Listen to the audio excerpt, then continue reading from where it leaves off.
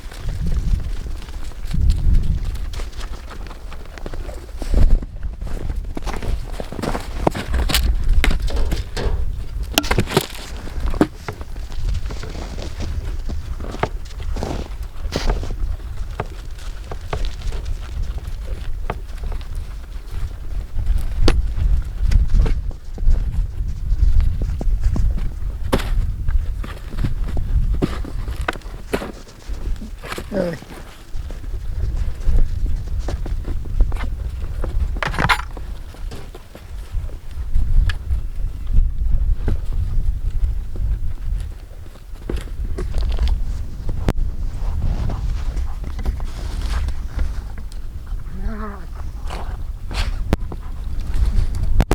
Gabby, come here, Gabby. Come here.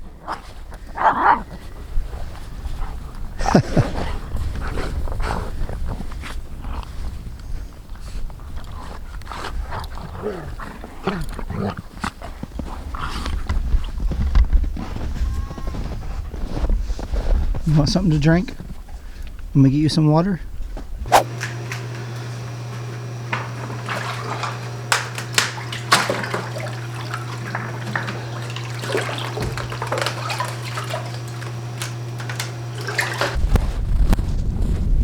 You got it.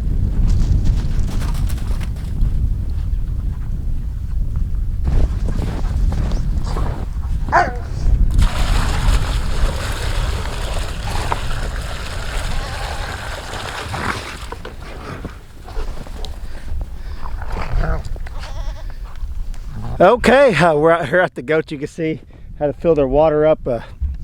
It's cold out here, but the wind has went down from probably 20-25 mile an hour, maybe like 5 to 10. So it's way better.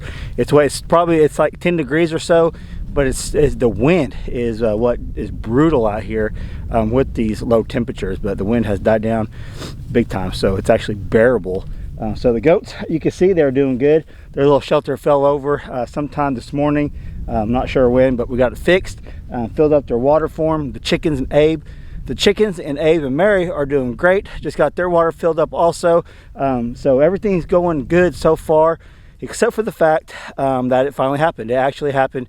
We lost power today 2 different times for a combined total between 3.5 hours or so, 4 hours of no power. It was negative 12 this morning whenever it went out at 4:30 this morning. It was really cold. So let's walk back up to the house and I'll talk to you a little bit more about what's going on.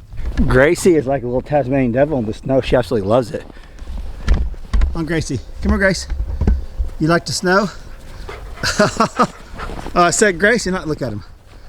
It's non-stop. They love it. It ain't bothering them at all. Even Lily's running around here, and I don't know where her sweater's at. I told Hallie to put it on her, but we couldn't find it. I'm gonna go over here. I'm gonna start the car and the van, just because it's been so cold the last few days. I don't want it to just completely drain my battery down. Let me start this up real quick.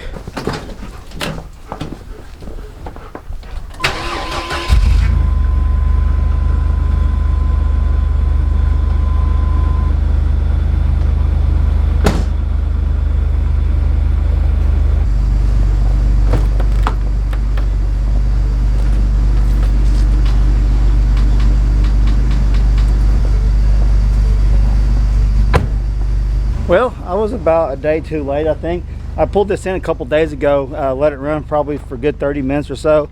Now the battery's dead, but it's been, like I said, it's negative 12 this morning. Oh, it's been crazy. We'll have to jump that later. I'm not gonna mess with it right now. We'll let the van run for a little bit. I'm gonna start my truck too.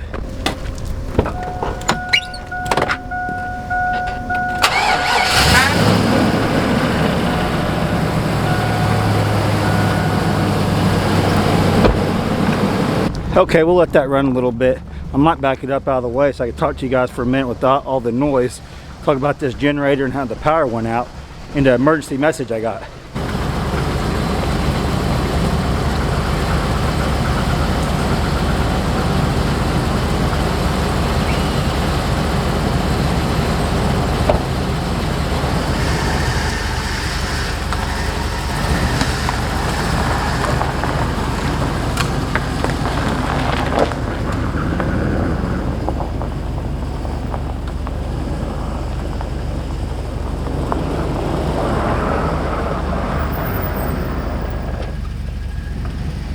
Let me play the phone call that we got earlier, and we did get some emails too, but they were after the fact. This phone call actually came in about 30 minutes after the power went out, but let me play it for you real quick and we'll be back in just a second. Due to unprecedented high energy demand on the regional grid that serves the PSO area, PSO is temporarily interrupting power to parts of its service area today as part of an emergency plan to avoid widespread uncontrolled outages. We are rotating the areas affected by the controlled outages. You will be without power for 2 hours or less. This coordinated interruption of power is required by the direction of Southwest Power Pool, which operates the regional electric grid. It's necessary due to cold temperatures causing extreme demand on the system. Due to high call volume, we ask that all non-emergent outages be reported through the website or through the mobile app. If you have an emergent outage to report, please be prepared for longer than usual wait times. We appreciate your patience during this emergency and ask that you temporarily conserve your energy usage safely for the next few days. Okay, so you heard the phone call.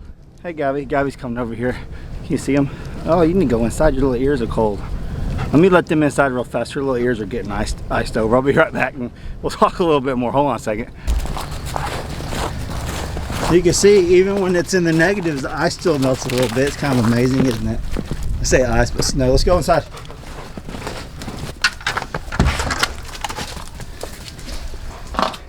Okay, we got them back in. I don't want her little ears getting too cold. Even though they're playing and stuff, they might get too cold and not realize they're too cold. Okay, so you heard the message. It said, I think for a few days, be expecting rolling blackouts, outages, whatever they called it. Now this is, like I told you guys before, this is the first time I've ever seen this in Oklahoma, and I've been getting a lot, you guys are leaving a lot of awesome comments down below saying it's happening everywhere. Down in Texas, it's real bad. A lot of people are saying it has to do with the natural gas, like I talked about yesterday, about the wind turbines down there in Texas, that they're running a lot of electricity off the wind and solar, but everything's frozen up and it's causing a lot of problems. Obviously that's not good whenever you don't have any wind, or if your wind turbines freeze up, they're not producing electricity. And that's one of the main reasons why the whole going green thing is just not feasible for us in the near future. There's just no way. I know the coal fire plant down here, not too far from the house, I think 50% of it has run off coal, a certain amount is run off natural gas. So they are going to produce more natural gas, but that's one of the problems. I think some natural gas wells have froze up, so they're not getting gas. And up north a little bit, I think they're having issues with the pricing. with the price of natural gas. From what I'm hearing, there's been a lot of price gouging, a lot of illegal activity. I don't know. That's just what that's what's been that's what's been circling around the little network that we got, is that it's terrible. For example, they were saying 1 watt of, I think it was watt. I think we go off kilowatts in the house. I could be wrong. Don't hold me to that. But say they go to buy a bunch of watts. The power company buys watts of power. Say before it was $3 or $4 a watt. Now they have jumped up to the thousands of dollars a watt, and it doesn't make any sense to jump up that much. Think of it this way: you have a gallon of milk that costs $3 or $4, and then overnight it goes to thousands of dollars. So how's that going to affect our personal heating, our electric bill? It's got to go up. They got to make up that income somehow. So I can't imagine what our electric bill is going to be. This is one of the main reasons why we want to go off grid. So we're not dependent on the grid. If it does go down, we'll still have power. And for the pricing, yeah, right now it's affordable. They try to make it as cheap as possible. That's only because they're using coal in other natural resources. So you start taking those away, the price is just gonna go up. So to me, it's really a no-brainer that as of right now, as a country, we have to have the natural resources, the oil, the coal, natural gas, all that stuff. And I don't wanna get all too deep into that. But I think you guys understand this, and this is like a wake-up call to America. This is the first winter, like I've said, and probably you guys have seen too, that we're having rolling blackouts, scheduled blackouts when it's minus 12 degrees outside in Oklahoma, and it's probably colder where some of you guys are at. It might be 20 or 40, minus 40 degrees where you're at. It's really scary, honestly, if you start thinking about it. They can just come in one day and just turn your power off. You can do absolutely nothing about it other than the fact, turn your thermostat down to 68 degrees and try to help the cause. I mean, it's whatever, but we ultimately have no control over the prices of electricity and when they shut it off. This is proving that we have no say in this whatsoever. It's actually a really scary situation to be in, and I cannot wait to get off grid. And I know a lot of you guys that watch this channel, that you guys aren't able to do what we're doing. So you watch us and hope for our success and follow along our journey. So and I've talked about before, like, if just be most self-reliant as possible. And this is one of the instances why you need to be more self-reliant. If that means having a little generator on hand, have some gasoline for your generator, having a couple solar panels to get some of your batteries charged to run your deep freezers and refrigerators, things like that. I know if you live in an apartment, obviously you're not going to be able to have all this solar panel, but if you have a balcony or something, maybe you can put a little bit out there, or just have some batteries, like we got the Jackery. You can actually run the refrigerator off the Jackery. So something like that, just a backup, is a must. It's pretty crazy, really, the times that we're in right now. 2020 was pretty bad. This is going into February 2021, and we're having outages. Scheduled outages, whole cities, whole towns, just not a few thousand, but tens of hundreds of thousands of people without power at the same time.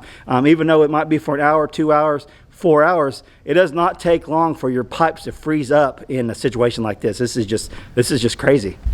Yeah, to me, it confirms the mindset I have to be more prepared. Now, I've been getting a lot of questions on the generator: what size, what will it run, and all that. This is just it's like a 4,000 surge, initial surge, and it's a 3,500 watt. Let me show you.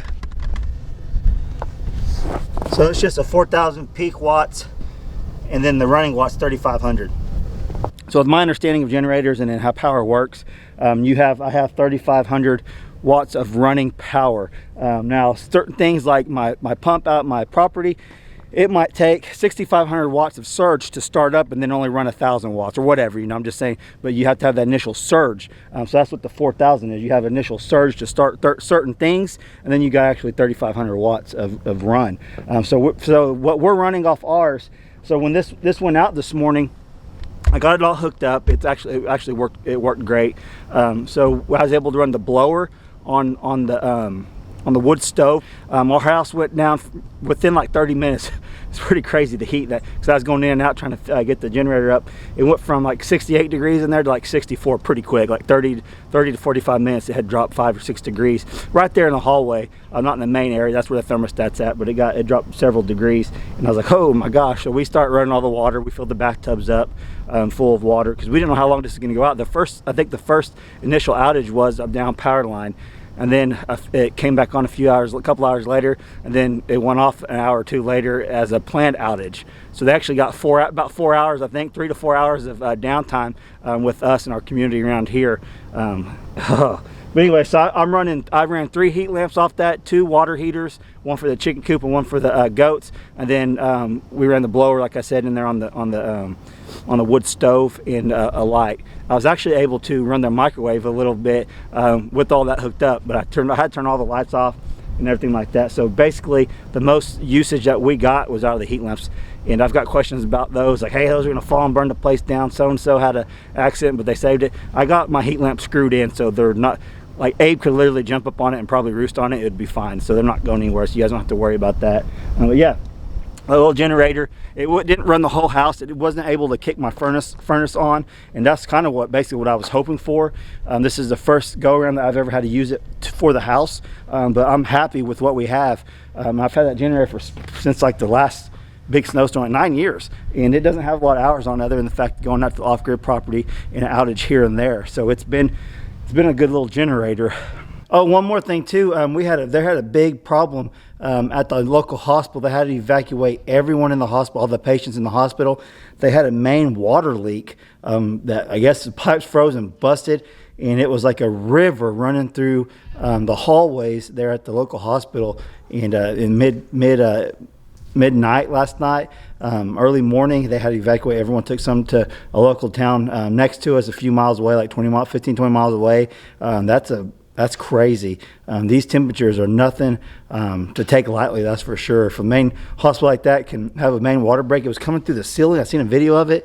It was absolutely nuts. So be thinking of those people over there. That's scary. It's a scary situation here in Oklahoma, I'm telling you. I want to give you guys an update what's going on here. The power outages have actually happened like they say they were, and you heard earlier they are going to be happening for the next several days. I looked at the forecast earlier. It's not even supposed to warm up over freezing until like 5 days from now or something like that, and they're actually calling for more snow tonight, 3 to 6 inches. We'll see. I don't see anything coming this way now, but I think it's down south a little bit, coming up this way, maybe down towards the west, coming towards this way, and we'll just have to brace for that and be ready for the power outages going on tomorrow.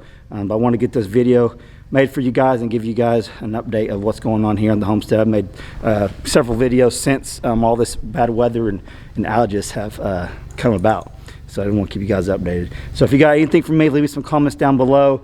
I always appreciate that. I'm gonna go turn the van and truck off here in a minute and get back in the house and get warmed up while the animals are taken care of. I'm so glad we decided to start downsizing before the move, because that's one thing I don't like during the winter, is having a bunch of animals. So downsizing was a blessing this year for sure. It came at the right moment, because I can't imagine having 15, 16 goats, plus all the chickens, turkeys, pigs, rabbits, and all that stuff. It would be a handful. It would be a headache. So hope you guys enjoyed this little update. If you did, smash that like button. If you're not subscribed, please subscribe, and take care of yourself. Stay warm. Get more self-reliant. If you're not, be thinking ahead of your future. Right now, it's probably not the best time to go try to buy a generator, but for the next go around, you guys could be ready. This can happen to you guys just like it is us. It's happened to hundreds of thousands of people around the country right now. It's just crazy. But all right, I'm gonna get off here. Thanks for watching. Love you guys. Catch you on the next video.